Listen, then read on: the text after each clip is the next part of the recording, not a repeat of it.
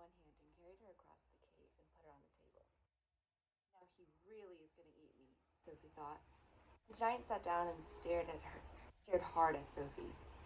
He had truly enormous ears. Each one was as big as a wheel of a truck, and he seemed to be able to move them inwards and outwards from his head as he wished.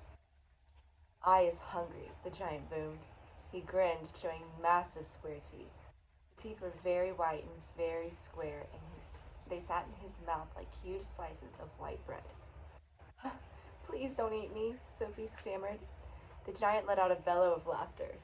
Just because I is giant, you think I is man-gobbling cannibal? He shouted. You is about right. Giants is all cannibal and murderful, and they does gobble up human beings. We is in giant country now. Giants is everywhere around.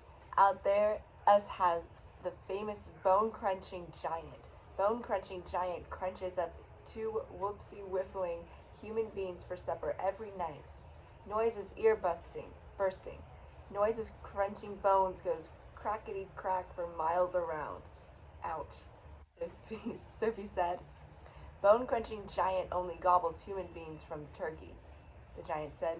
Every night Bone Cruncher is galloping off to Turkey to gobble Turks. Sophie's sense of patriotism was suddenly so bruised by this remark that she became quite angry. Why Turks? She blurted out. What's wrong with the English? Bone Crunching Giant says Turks is tasting ever so much juicier and more scrumptiddly umptious. Bone Cruncher says Turkish human beans has a glamourly favor. He says Turks from Turkey is tasting of turkey. I suppose they would, Sophie said. Of course they would, the giant shouted. Every human being is diddly indifferent. Some is scrumdiddlyumptious, and others some is yucky slush. Greeks is full of all yucky slush. No giant is eating Greeks, ever. Why not? Sophie asked. Greeks from Greece is all tasting greasy, the giant said. I imagine that's possible too, Sophie said. She was wondering with a bit of trembling what all this talking about eating people was leading up to. Whatever happened, she simply must play along with the peculiar giant and smile at his jokes. But were they jokes? Perhaps the great brute was just working up an appetite by talking about food. As I am saying, the giant went on, all human beings having different flavors. Human beings from Panama is tasting very strong of hats. Why hats? Sophie said. He was not very clever, the giant said, moving his great ears in and out. I thought all human beings is full of brains, but your head is emptier than a bungle dongle. Bundongle. Do you like vegetables? Sophie asked, hoping to steer the conversation towards a slightly less dangerous kind of food. Picture. You was trying to change the subject, the giant said sternly. We is having an interesting babblement about the taste of human being. The human being is not a vegetable. Oh, but the bean is a vegetable, Sophie said. Not the human bean, the giant said. The human being has 2 legs, and a vegetable has no legs at all. Sophie didn't argue anymore. The last thing she wanted to do was make a giant cross. The human being, the giant went on, is coming in dillions of different flavors. For instance, human beings from Wales is tasting whooshy of fish. There's something very fishy about Wales. You mean whales? Sophie said. Wales is something quite different. Wales is Wales, the giant said. Don't gobblefunk and move with words. Don't gobblefunk around with words. I will now give you another example. Human beings from Jersey has a most disgustable woolly tickle on the tongue, the giant said. Human beings from Jersey is tasting of cardigans. You mean jerseys? Sophie said.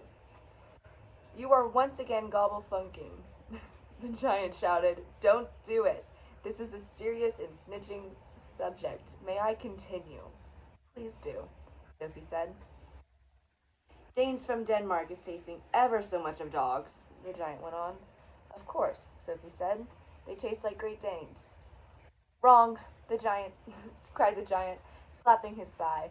Danes from Denmark is tasting doggy because they is tasting of Labradors.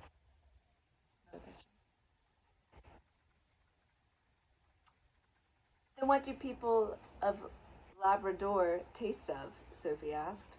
Danes, the giant cried triumphantly. Great Danes! Aren't you getting a bit mixed up? Sophie said.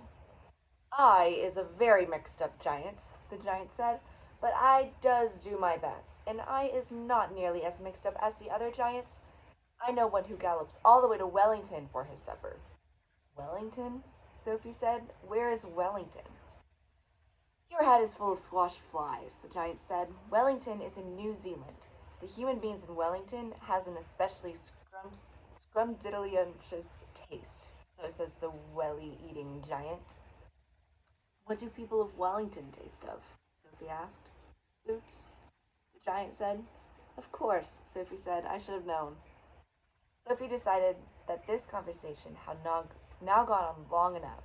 If she was going to be eaten, she'd rather get it done and over with right away than to be kept hanging around anymore. What sort of human being do you eat? She asked, trembling. Me, shouted the giant, his mighty voice making the glass stars rattle on their shelves. Me gobbling up human beings? This I never. The others? Yes. All the others is gobbling them up every night, but not me. I is a freaky giant. I is a nice and jumbly giant. I is the only nice and jumbly giant in giant country. I is the big friendly giant. I is the BFG. What is your name? My name is Sophie, Sophie said, hardly daring to believe the good news she had just heard. The giants.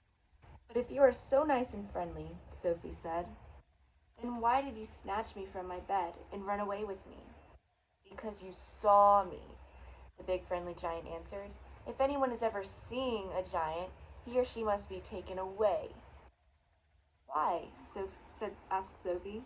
Well, first of all, said the BFG, human beings is not really believing in giants, is they? Human beings is not thinking we exist. I do, Sophie said. Ah, but that is only because you has seen me, cried the BFG.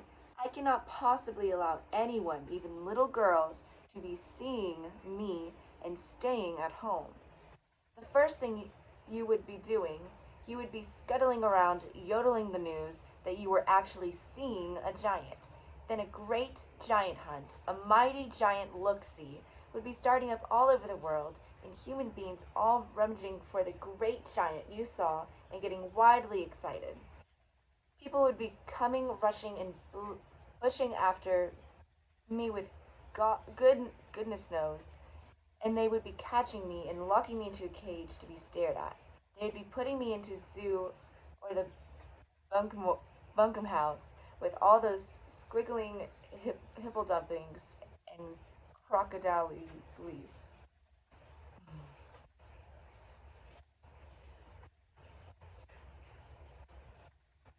I guess that's the people looking for the giants. Aren't they cute? Sophie knew that what the giant said was true. If any person reported actually having seen a giant haunting the streets of a town at night, there would most certainly be a terrific hullabaloo across the world. I will bet you, the BFG went on, that you would have been splashing the news all over the wonky world, wouldn't you, if I hadn't wiggled you away? I suppose I would, Sophie said. And that would never do, said the BFG. So what will happen to me now? Sophie asked. If you do go back, you will be telling the world, said the BFG. Most likely on the telly bunkum box and the radio squeaker. So you will just have to be staying here with me for the rest of your life. Oh no, cried Sophie. Oh yes, said the BFG. But I am warning you not ever to go whiffling about out of this cave without is with you, or you will be coming to an ucky mucky end. I is showing you now who is going to eat you up if they is ever catching even one tiny little glimpse of you.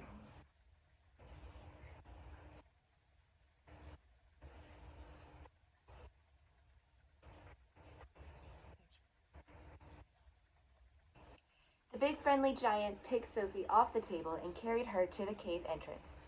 He rolled the huge stone to one side and said, "Peep out over there, little girl, and tell me what you was seeing." Sophie, sitting on the BFG's hand, peeped out of the cave. The sun was up now and shining fiery hot over the great yellow wasteland with its blue rocks and dead trees. "Is you seeing them?" the BFG asked. Sophie, squinting through the glare of the sun, saw several tremendous tall figures moving among the rocks about 500 yards away. 3 or 4 others were sitting quite motionless on the rocks themselves. "This is giant country," the BFG said. "Those is all giants, every one." It was a brain-boggling sight. The giants were all naked except for a sort of short skirt around their waists. Their skins were burnt by the sun, but it was the sheer size of each one of them that boggled Sophie's brain most of all. They were simply colossal, far taller and wider than the big friendly giant upon whose hand she was now sitting. And oh, how ugly they were! Many of them had large bellies. All of them had long arms and big feet. They were too far away for their faces to be seen clearly, and perhaps that was a good thing. "What on earth are they doing?" Sophie asked. "Nothing," said the BFG. "They is just moochling and futchling around and waiting for the night to come. Then they will be galloping off to places where people is living to find their suppers." "You mean to Turkey?" Sophie said. "Bone-crunching giant will be galloping to Turkey, of course," said the BFG, "but the others will be whiffling off to all sorts of fungal places like Wellington for the booty flavor and Panama for the hatty taste. Every giant is having his own favorite hunting ground." "Do they ever go to England?" Sophie asked. "Often," said the BFG. "They say the English is tasting ever so wonderfully of cord scallop."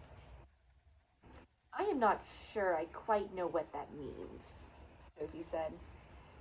"Meanings is not important," said the BFG. "I can be right all the time. Quite often I is left instead of right." "And are all those beastly giants over there really going off again tonight to eat people?" Sophie asked. "All of them is guzzling human beings every night," the BFG answered. "All of them excepting me. That is why you will be coming to an ucky mucky end if any of them should ever be getting those googlers upon you. You would be swallowed up like a piece of frumpkin pie, all in one dollop." "But eating people is horrible," Sophie cried. "It's frightful. Why doesn't someone stop them?" And who please is going to be stopping them?" asked the BFG. "Couldn't you?" said Sophie. "Never in a pig's whistle," cried the BFG. "All of those man-eating giants is enormous and very fierce. They is all at least 2 times my wideness and double my royal highness." "Twice as high as you?" cried Sophie. "Easily that," said the BFG. "You is seeing them in the distance, but just wait till you get them close up. Those giants is all at least 50 feet tall with huge muscles and cockles alive-o. I is titchety one. I is the runt. 24 feet is puntelnuts in giant country." "You mustn't feel bad about it," Sophie said. "I think you're just great. Why, even your toes must be as big as sausages." "Bigger," said the BFG, looking pleased. "They is as big as bumble hammers." "How many giants are out there?" Sophie asked. "9 altogether," answered the BFG. "That means that somewhere in the world, every single night, 9 wretched people get carried away and eaten alive." "More," said the BFG. "It's all depending, you see, how big the human beings is. Japanese beans is very small, so a giant will need to gobble up about 6 Japanese before he's feeling full up. Others, like the Norway people and the Yankee Doodlers, is ever so much bigger, and usually 2 or 3 of those make a good tucking." "But do these disgusting giants go to every single country in the world?" Sophie asked. All countries excepting Greece is getting visited sometime or another, the BFG answered. The country which a giant visits is depending on how he is feeling. If he is very warm weather, then a giant is feeling as hot as a sizzle pan. He'll probably go galloping far off to the frisbee north to get him an Eskimo or two to cool him down. A nice fat Eskimo to a giant is like a lovely ice cream lolly to you. I'll take your word for it, Sophie said. And then again, if it is a frosty night and the giant is frigiding with cold, he will probably point his nose toward the swaddling hotlands and guzzle a few Hottentots to warm him up. How perfectly horrible, Sophie said. Nothing hots a cold giant up like a hot hotter knot, the BFG said. And if you were to put me down on the ground, and I was to walk among them now, would they really eat me up? Like a whiff's whittle, cried the BFG. And what is more, you is so small they wouldn't even have to chew you. The first one to be seeing you would pick you up with his fingers, and down you'd go like a drop of drain water. Let's go back inside, Sophie said. I hate even watching them.